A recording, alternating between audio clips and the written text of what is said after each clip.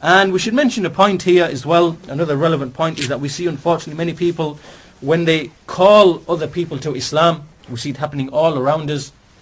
We see lectures taking place and exhibitions taking place, and we see that often the Muslims will try to impress non-Muslims by showing how great were the Muslims because they made so many advancements in science and technology and this and whatever. And in this way they're trying to impress upon the non-Muslims and use that as a means to invite the people to Islam. This is not the way that this is not what we call them to. This is not what the messengers call the people to. And, leaving aside the fact that most of these so-called scientific discoveries were not made by Muslims, they were actually made by kuffar. They were not made by Muslims. They were made by Sabaeans. They were made by philosophers. Many of these people weren't even Muslim, like Ibn Sina. He wasn't a Muslim.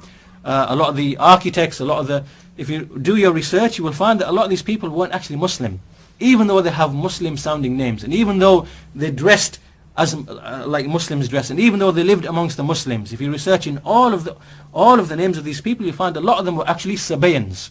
And the Sabaeans were a group of people who were philosophers. Historically speaking, they used to worship the stars and they were into astrology and so on and so forth.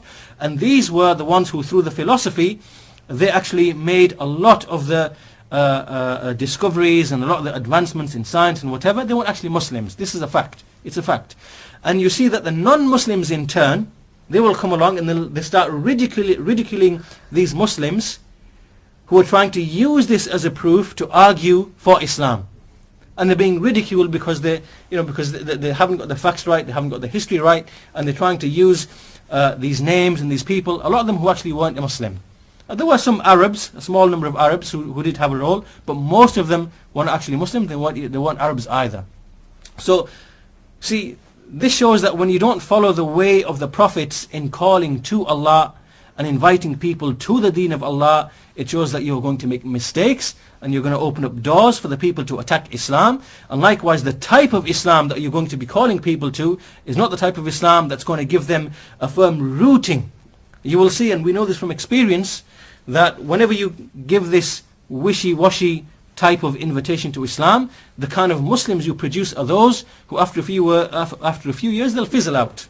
They'll have a very, very wishy-washy, very liberal type of approach towards Islam, because the Tawheed and the Iman hasn't really rooted into them. And this is a danger that many, unfortunately, Muslims they fall into, and they don't call to this Tawheed in the manner that the prophets call to, in the manner that we see in the Quran, the argument in the Quran, and in the manner that the scholars used to call to. This is a very, very big danger, and we see it happening all around us, and we need to be careful about this. So we see here an example here, the hadith of Mu'adh, a very well-known, famous, important hadith to do with da'wah, that he sent them to the Jews and Christians, and he said, let the first thing be that you invite them to, أَن يُوَحِّدُوا اللَّهَ تَعَالَى, that you inform them that they single out Allah, meaning what? In worship. Not that He's a creator, because the Jews and Christians already accept that He's a creator. It means that they accept that only Allah has a right to be worshipped. So we need to be aware of this, and we need to be aware that there are many, many people, many individuals, many organizations, many groups involved in the call to Islam, but their call to Islam is not based upon the methodology of the prophets and the messengers, and they make mistakes. So we have to be aware of this, and we shouldn't just think that just because someone is out there, spending all of his time, effort, money, and he's calling people to Islam, that his call is necessarily upon the right methodology. In fact, while we're on this topic, I'll quickly give another example of another individual who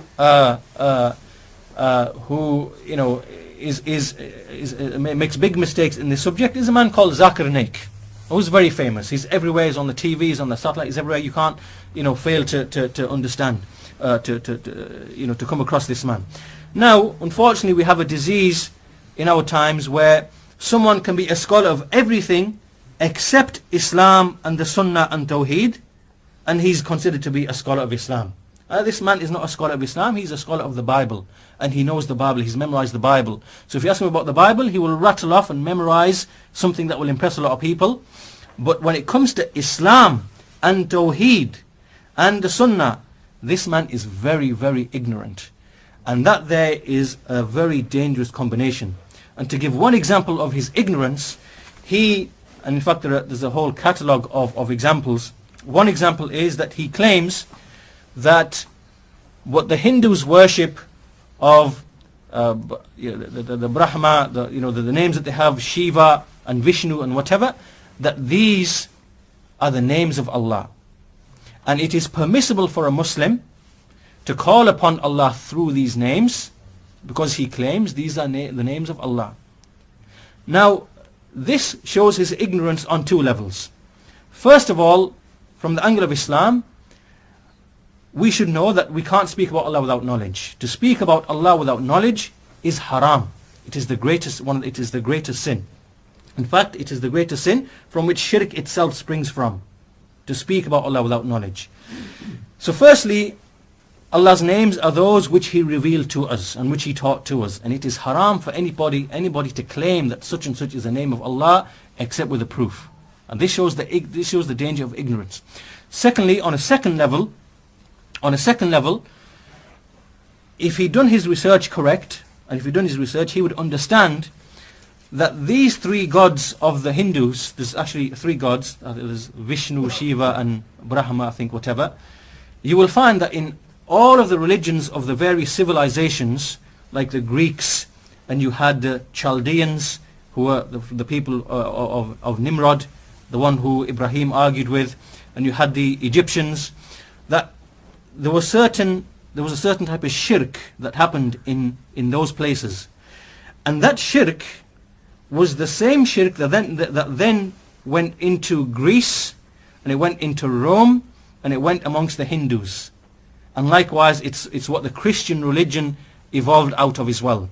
And that shirk is, basically, you have a mythology amongst the Egyptians and the Greeks.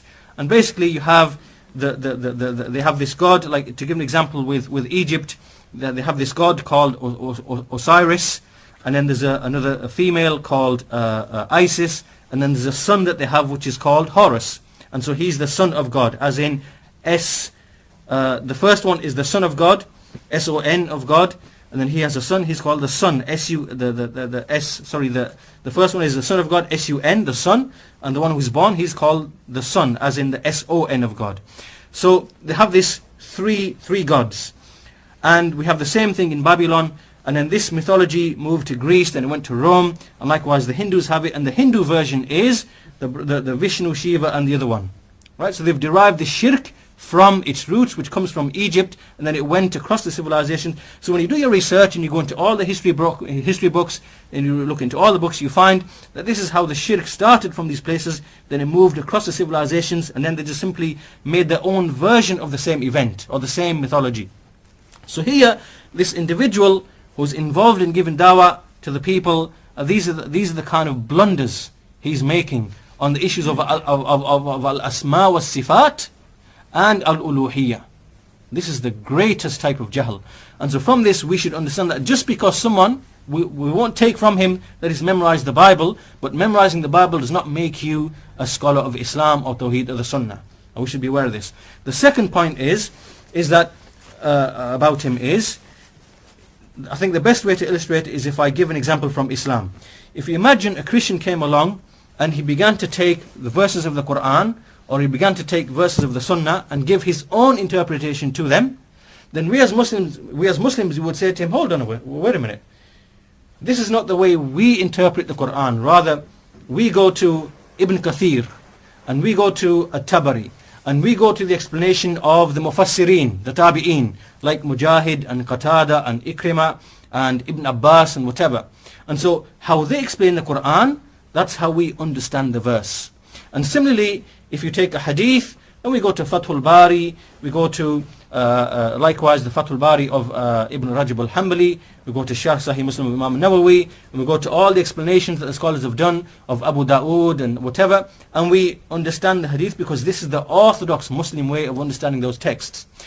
In the same way, the Christians have absolutely slaughtered this man, because they've said to him, they've used the same argument against him, they've said to him, you are coming along, you're rattling off these verses off the top of your head, and what you're doing is you are totally misinterpreting the correct understanding of these verses, of these texts, according to our Orthodox Christian commentaries.